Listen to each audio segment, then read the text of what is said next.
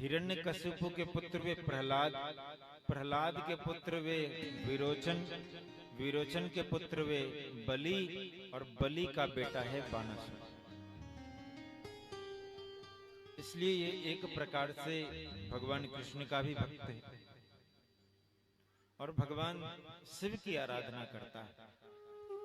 भगवान शिव इनकी आराधना से खुश हो गए। भगवान शिव ने कहा, बताओ कौन सी इच्छा तुम्हारी पूरी करें। कहा, आप तो बस हमारे घर में जाकर रहें। कहा, रहने के लिए तो हमारा कैलाश ही पर्याप्त। कहा, महाराज हमने आपकी तपस्या करी, आपसे वरदान मांगा और आपने कहा है देंगे। अब आप ना जाना चाहें तो कोई बात नहीं, लेकिन अगर आप हमारी इच्छा पूरी करना चाहते तब तो हमारे घर आपको जाना चाहिए। कहा, ठीक है। और भगवान शिव उनके घर में जाकर विराजमान हो गए। रोज रोज बानासुर दंडवत करता था और भगवान शिव ने उनको एक ध्वजा दिया।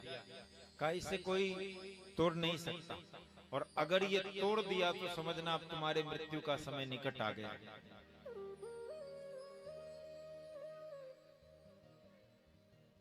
और आज महाराज बानासुर की जो बेटी है उषा, उसने रात में सोते सोते एक सपना देखा और एक बड़ा दिव्य पुरुष है वो उसे पसंद आ गया और उसने सपने में ही उनसे विवाह कर लिया।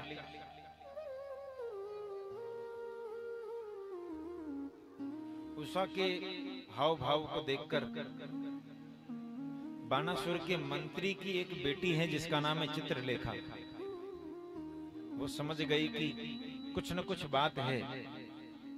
उनसे पूछा, कहा कि हमने स्वप्न में एक पुरुष को देखा है, हम उन्हीं से विवाह करना चाहते हैं। तो चित्रलेखा बहुत ज्यादा मायावी थी, किसी का नाम बता दें वो सेम टू सेम वैसा ही चित्र बनाकर रख दे, बिल्कुल उसी प्रकार का।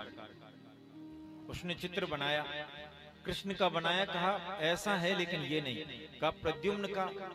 तो प्रद्युम्न ने से कहा कि बिल्कुल ऐसा ही है लेकिन फिर भी कुछ अंतर जा रहा है। अनिरुद्ध का बनाया। कहा, यही है। और चित्रलेखा मायावी थी, वो रातों रात अपने संकल्प से वहां गई और वहां जाकर अनिरुद्ध को पलंग के सहित उठाकर यहां ला दिया। उषा प्रसन्न हो गई। अनिरुद्ध ने भी पसंद किया और दोनों एक दूसरे से सहमति के साथ एक दूसरे से विवाह कर लिया। अच्छा देखिए, शादी तो हो गया लेकिन दोनों को पता नहीं कि उनके ससुर जी का नाम क्या है।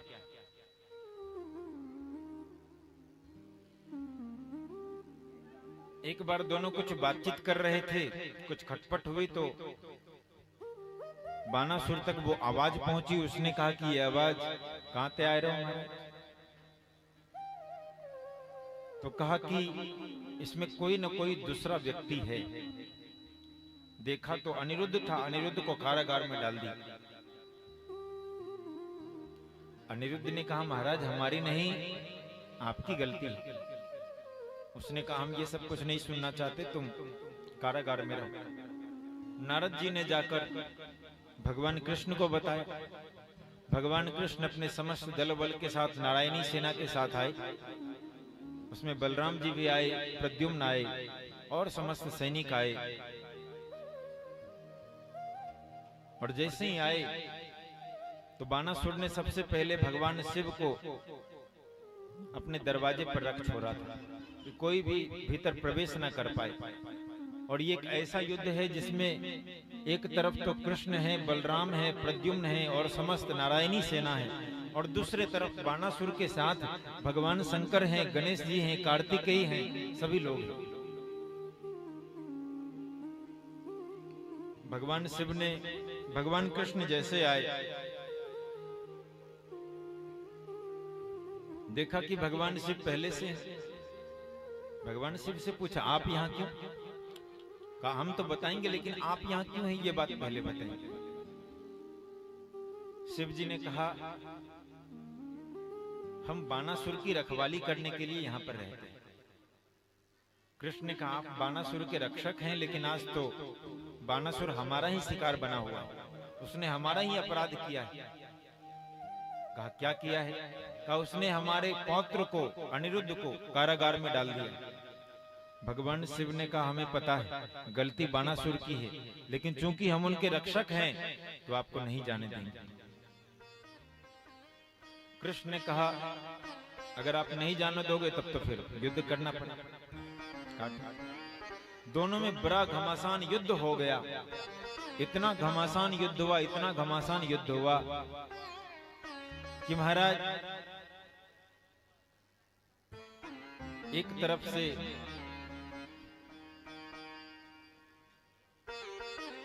भगवान शिव जब माहेश्वर ज्वर छोड़ते हैं तो भगवान नारायण वैष्णव ज्वर छोड़ते हैं।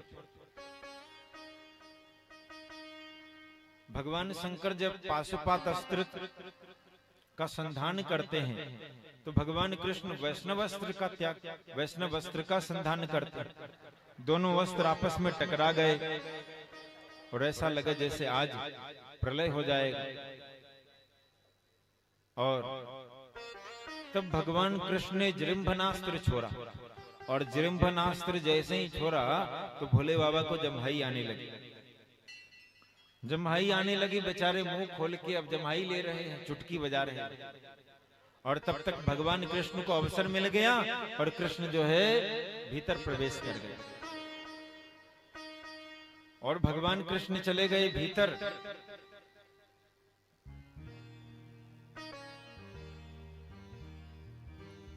और जैसे ही गए तो बानासुर के 1000 हाथ थे। भगवान कृष्ण ने अपने अस्त्र शस्त्र से उनके 996 हाथ काट दिए।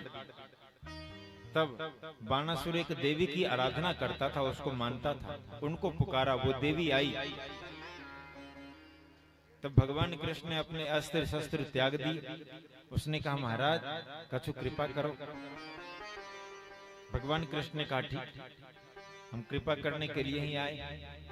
भगवान भोलेनाथ ने कहा, ये हमारा शिष्य है, आप इसे छोड़ दें।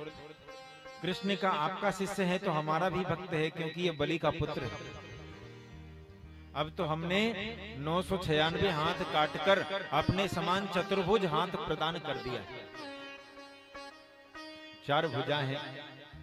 तब जाकर बानासुर भगवान के चरणों की वंदना करता है और अपने दामाद जो अनिरुद्ध हैं और अपने पुत्री को लाकर कृष्ण को समर्पित कर दिया। इस प्रकार से भगवान कृष्ण बानासुर को छोड़कर फिर से अपने द्वारका को प्रस्थान करते हैं।